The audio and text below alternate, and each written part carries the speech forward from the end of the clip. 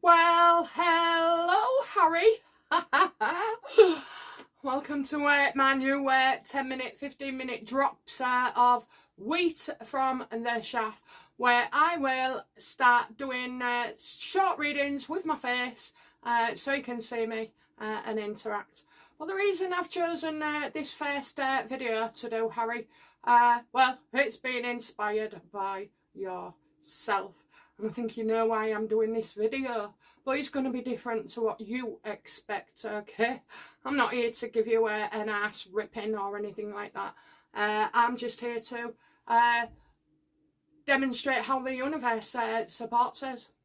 You know, when you listen, when you have that silence in you, when everything goes quiet for a while, when you get rid of that anxiety and that fear and that worry, you know, I'm here for that, to give you that. So basically, well, it's no coincidence, is it, that from the 23rd of December, after several videos that I did, that you have been upset, okay? So I'm just going to ask and confirm it. I don't really need to confirm it, but anyway. If there's any other subscribers watching, please note that this is for Harry. And it's kind of like how I would relate to somebody normally, okay, normally. So try not to make any negative comments here, because this video is not for negativity, it's for positivity as well. So just careful what you say on the comments, darlings. I don't mind on any other videos, but this one is directly for Harry, so don't want to scare him off. Don't want him reading the comments first and then not watching. But we all know that you are addicted to my channel. So let's just confirm it. Does Harry watch my channel? Especially on the Dare to Ask, that's what got you. He does. When he's had a drink and he's a bit stoned, you know. Also, he's on medication as well, aren't you, Harry? You're trying to fight those feelings and you're not happy. You're not happy, and you haven't been for a long, long time. So you may be lashing out at me, trying to get my channel dismissed, demonetised. Don't really care about that, to be fair, because all I love doing is reading for people one-on-one. That's where the real magic comes in, and what cares, you know. And I love hearing back even a year later, you know, from doubters even, you know, who say, bloody hell, and come back, you know, come back time after time after time. I don't allow people to come back regular, like 5 readings in a month or something, or even in 3 months or 6 months, you know. I'm not one, I'm not about the money. And if even when I get readings that I feel sorry for them, or I know that they can't afford it, I give them a refund and that's it, you know. I'll tell them they've, you know, been gifted a reading, as so many have. So, I don't know, Harry, I just want to say, like, why you would try to break me when all I do is tell the truth about you. I think it's something that you can't handle. I think you feel criticised. I think you think, oh, that can't possibly happen, you know, she's talking about me, and it's opening your eyes. Well, what I would say, Harry, is if I upset you so much, stop watching. Just stop watching. So I was thinking about you.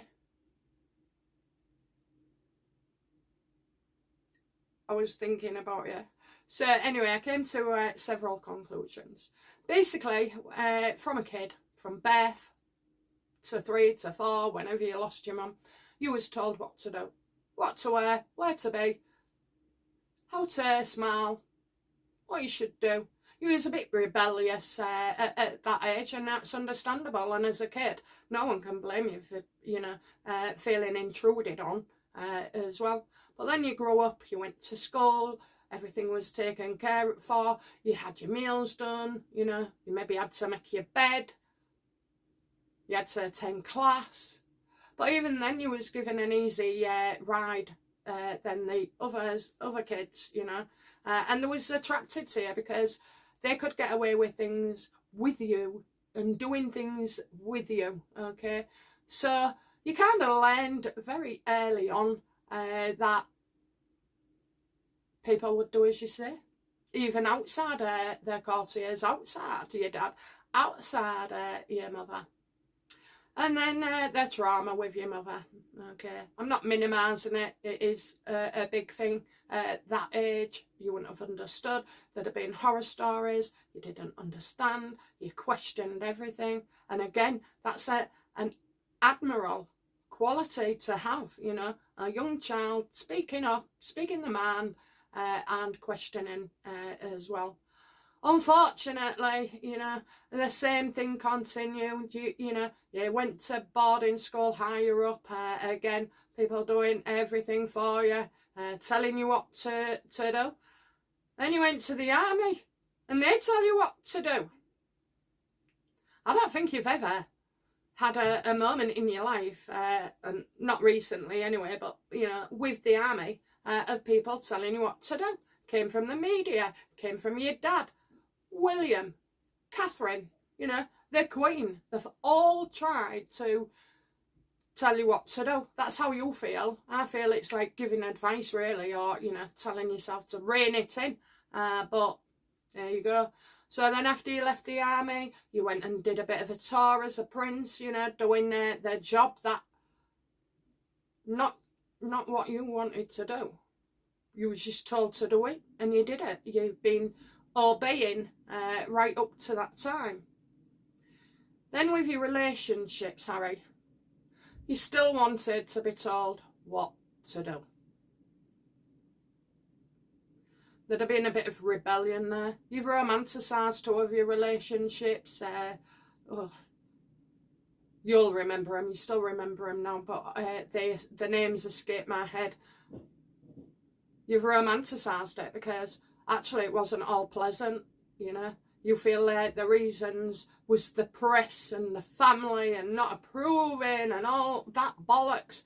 But in actual fact, it was your behaviour, you know. You wouldn't have turned up on time for dates. You'd have gone here, there and everywhere. You could be seen with your mates, but you didn't want to be seen all the time with your girlfriends, you know, staying in houses in Leeds, eating curry, watching videos, because you didn't want to conform to what they wanted as well. Excuse me, you're making me cough.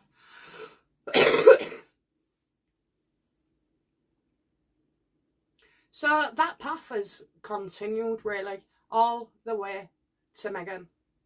And yes, she tells you what to do, what to say, what to wear, where to go.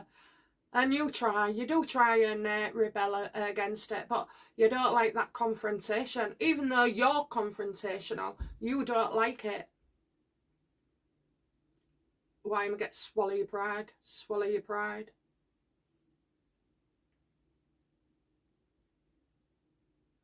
But you didn't. You didn't swallow your pride, did you, Harry? You let your ego run rampant. I feel with Meghan, you felt you felt powerful. Well, you felt powerful for 5 minutes, love, but, you know, that's it, isn't it, eh? So, again, people saying that you don't know how to deal with money, that's bullshit. You spent it. You knew how to spend it. So if you don't know how to, you know, if you knew how to spend it, why couldn't you have your own bank account? So I'm not washing with that at all. You know, you'd have paid for your girlfriends to go on holiday. You'd have bought them gifts. You'd have took them out, done meals and everything. So you are spending money. So you know how it works, Harry. So that bullshit will not wash. Also, it seems now you know to have claimed money. I think that upset you, didn't it, when I said about CSA and Archwell and everything, and being a front and you putting in that money, Harry, for that partnership. Again, I'm not having a go at you, but you've got angry and struck out at me. And what I would say now is, if you want to have a conversation, Harry, then let's have one. Let us have one, okay? All you had to do was talk to me, let me know. But you're not, you're compulsive and you're impulsive as well.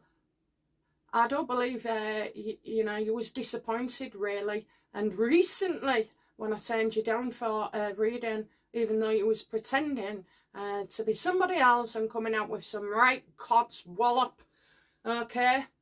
And I knew, didn't I? I knew. Right, okay, let's just confirm that. How did Harry feel when I knocked him back for that crazy reading.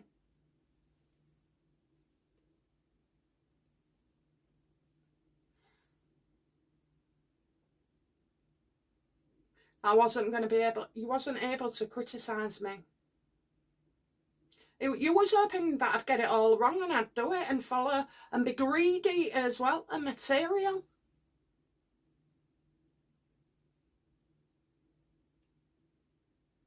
You tried to put pressure on me to make it urgent and very damning to get back to you. But, you know, at the end of the day, Harry, I know I was a fake customer when I get one, because I always ask. Well, actually, I don't most of the time. I do know 99% of my, what are they, customers? Needers? Those that seek guidance. They all know, so you can't criticise me. But what did you think? I think he was quite impressed, actually. I think he was impressed. I'm not driven by money, Harry. Here comes Spirit. Yes, Harry, that always happens to me when I'm reading. Only on live videos, not when I'm at my desk. Why would you be watching me if you want to take things from me? Oh, I've got 2 cards here.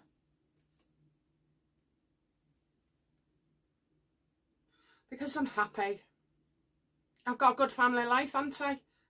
I talk about it a lot. I do have a good family life. I didn't always. Oh, and you think I'm a gold digger? Oh, do you think you buy my paint for my garden, Harry? Do you think you paid for my oven? No, my husband did. I'm not a gold digger. I'm not in it for the money. Look at my subs. I hardly get anything anyway, so you demonetising was just like flashing up on my phone, one after the other, and they're still going. And you thought that would cause me stress and you wanted to give me nightmares as well. Well, if you've been watching my videos, you'll know that my husband had a full stroke and is partially sighted, not a mini stroke. You would also know that I'm on the wrong end of stage 3 kidney disease as well. You would know that I lost my grandma a couple of weeks ago and a funeral's next week. You would know that I lost my mum with Alzheimer's the year before, and that it was terrible for us all to watch, and especially for her to go through. She died at 67. So I don't know, you know these things, and yet you think, oh, pile on the pressure, she'll collapse. But I won't, Harry. I was born disabled. I was born at 26 weeks, and that's where my journey began. I was called Pigeon all the way up, really. Even when I was 16, they were still shouting down the streets, Pigeon! Exactly like that. When I was with my first boyfriend, they shouted it, you know. It was all the time. And yeah, it upset me. Yeah, I cried. Yeah, I was broken-hearted. And then what else happened? Oh, loads of shit stuff. Loads of shit stuff. I can safely say, up to 35. It was terrible. It was terrible. Not just what happened to me, but what I did to others, you know. Yeah, we all smoked a bit of weed in them days in our 20s, okay. But mine was drinking a lot. Not alky, but I was a problem drinker, because when I had a drink, I couldn't control my emotions, and I used to start on everybody. I blamed everybody but myself. I was always looking to blame somebody else. I was at that pity stage. I've been through this, you don't understand. You know, I'm going to say to you over and over again that life tried to break me. And eventually, it did. I lost everything. I lost my home. I lost my job. I never lost my relationship with my son. I don't know. I do not know, because I wasn't reliable. I was either tired, moody, pissed off, traumatised. So when you do silly things like this, and when I talk about you, I know exactly what has been going on with you. And I totally understand you. I just don't like you. People used to say to me back in the day, oh, I'm scared of you. I'm scared of you. In fact, my mum used to say it a lot. And I used to think, huh, she's the one that beat me up, never mind anything else. Oh, yeah, sorry. But not just my story. There's millions, okay, that have had it worse, had it far worse. I had a raging personality disorder. I was diagnosed at, I don't know, 32. Didn't understand it, didn't like it. Thought the psychologist was, full of shite. And then I found out something else when I was 37. And it was a debilitating condition that I have and still have. And I still have to work on it, and I still have to do this, and I still have to do that. But anyway, personality disorder, well, that was one thing I could easily solve, because all I did was look online, look at other people's experiences, and people are very, very truthful online, mainly, especially about things like that. I did the work, and it still takes work now. And all I ever used to say was, police your thoughts, control your emotions, don't react. Give it a day. If you're really still pissed off the next day, if you're seething, maybe leave it another day and see how it fits in. So I don't feel sorry for myself, but I am a champion. I'm a raging bloody horse, I am. A winner. You can't stop me. You can't break me down. So this kind of like petty bullshit with demonetisation doesn't matter to me. All that matters is I have my gift at the end of the day. And you can't take that away from me. Put all the blocks on me you like. Seek out your wife, ain't she a psychic? Don't know why you're watching me if she's so bloody good. Reincarnation of your mother. Do you not know you've been fooled? That you've been had? That it was a psyop? Do you not know? Well, your son will, because it's all coming out. And this is what's making you very uncertain, fearful, anxious. It's not me who can't sleep at night, it's you. But you've got yourself into these messes, We've all done things wrong and effed up, but you got yourself into this, and unfortunately, there's no help on earth apart from you getting yourself out of it, and maybe being accountable as well. Facing up to things that you've done, how you've tricked people and been awful. Well, at the time, you don't see it that way, do you? You just dish it out, dish it out, dish it out. Now you're going to have to take it, and you're going to have to live with the consequences as well. Another thing you didn't like was what I said about the kids. Yeah, you are shit, Dad. If you're in that situation and all this shit's going on, if your missus has really and you been coining up for yourselves for greediness and selfish reasons, well, what kind of father does that when you could be arrested? Or what about all the drugs and everything else, where people can take advantage of you? You don't, you say you love Archie and Lily, and I believe you do. I absolutely do. But you're not being a good parent. And unfortunately, that won't be realised until, well, nearly your age, They'll soon know after the teens, they'll go through that. And then you'll know how your dad felt when they turn out similar to you. But it can all be changed, It can all be changed. You just need to open your eyes. I'm not going to tell you to divorce that wench. But what I'm going to say is she's no good for you. Is she? Are you happy? Have you been happy? Oh, you was happy when the sex was good at the start and plentiful. When the adoration came in. When she wanted to do everything for you. But like many others with gold diggers, and I'm not the gold digger, they soon change their tune, don't they, after you get wed. And all those lies she's told you, looks like they're all coming out. I truly believe what she's done with Ben is true. I firmly believe that she set you up. I firmly believe that she's had you hoodwinked over myth carriages. Getting you to take action. I don't like that person and what they say. She's turned you into her hair. She doesn't care. But do you know what? I just want to know something, because you're starting to realise, and it's dangerous territory that we're going into. You don't like the fact about what she's saying about Thomas Markle and blowing it open. You don't like that. I don't know why, but you do not like that. So maybe there's part of you that realises this is so bad. What have you got yourself into? Because she's adamant that she's going to say that, despite all the videos, the promos, the letters and everything that she's done, the memories that she's put on record, the tick she bigs up with her dad, never mentions the mother. Oh no, but the minute, you know, the mother she didn't have a relationship with, or not a regular one, not like your mother, Harry. Yet she's there.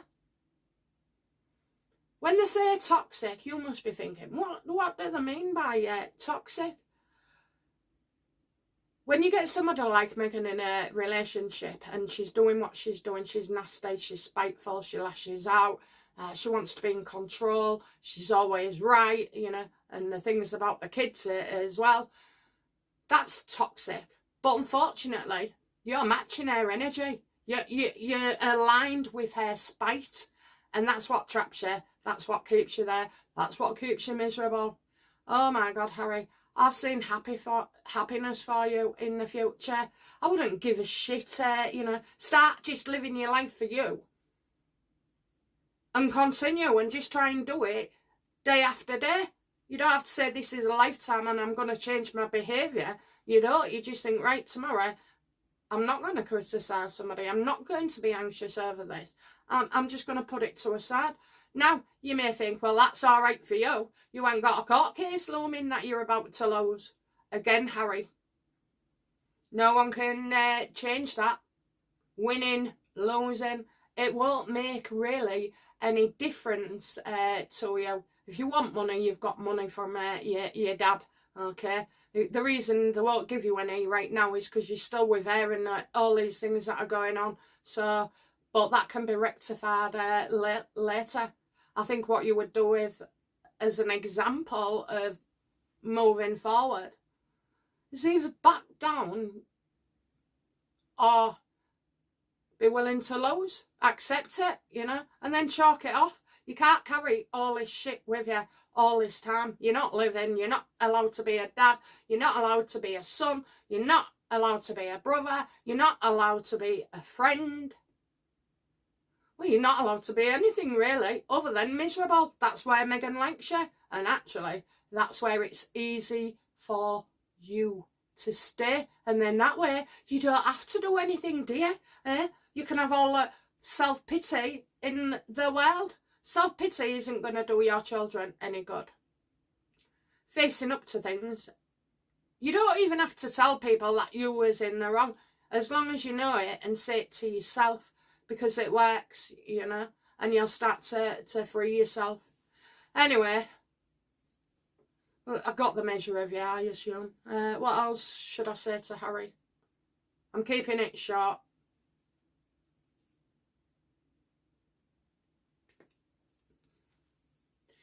There is so many illusions around you. Friends that aren't friends. A wife that does you no good. All the rumours, all the rumours, all the rumours, all the rumours, everything on social media. Stop. Stop watching. Stop caring. They don't define you. I don't define you. It's you and your actions. So get it together and stop. And if you want a reading from me, can you do it properly? Can you do it properly? It is one thing. You've never heard me say who I read for. I've never, ever dropped names. And there are names that I could drop, but I'm not like that. I'm not like that. So it would be confidential. But I'm not coming to you, Harry, at all. No way. I don't mean California. I'm seeing you in London. You want to come see me and have a nice cup of coffee and a biscuit, and that's fine by me. Okay? But I'm not sure what... Well, I am sure that I could help you with your confidence and going forward. Because we all have to. We all have to move on from that shitty part of our life. That part of our life that was no good for us. We have to move on and move out of it. And then that's how you get yourself back. You are not... Or, you know, I know people like say things online, but you don't have to stick with that, do you? You don't have to say, oh, they've labelled me that, and get upset about it. Focus and be busy just on your own life, okay? Every day recently, I say before reading, for 1 week, my only commitment is to show up and close cleanly. Now, you could have a mantra for that as well. You know, life's instability, up and down, and you've got loads of things coming at you, but you only tackle one at a time. And really, the big picture is getting out of all this shit and going forward. Going forward. You don't like looking bad. You don't like to be embarrassed. You don't feel accepted, yet that's all you seek. I don't know, I'm sure there was a few other things I was going to say to you. Oh yeah, you don't think I'm funny. Okay, well, that's all I can say really, Harry. Is there anything I should be talking about? I dare to ask. Okay, well, the reason I'm not that successful, Harry, or in numbers, is because I'm committed to my family. Because that's where the real wealth is. Love is currency. So therefore, I'm a trillionaire, okay? And it doesn't matter. Yes, I've hurt my family. Yes, I hurt my mum, upset her. Yes, my behaviour affected my dad. Yes, it affected my both brothers. Yes, it affected my son. But I solved it, you know. I came round, I realised, I took accountability and changed. And changed. I didn't feel able to be changed, but I did. One small step at a time. And yes, not everything's rosy, Harry. I wouldn't say anybody's going through the best time at the moment, okay? We all have trauma. We all have ego. We all have regrets. But just focus on the present, okay? No matter what comes your way. Honestly, do you know what? I feel like I can't be broken, even if you or the government send me to prison for free speech. And by the way, well, if I don't meet you, we'll be having a conversation about that. But anyway, it's how you deal with things now, and it's how you go forward. That is the most important. Stop focusing on their past.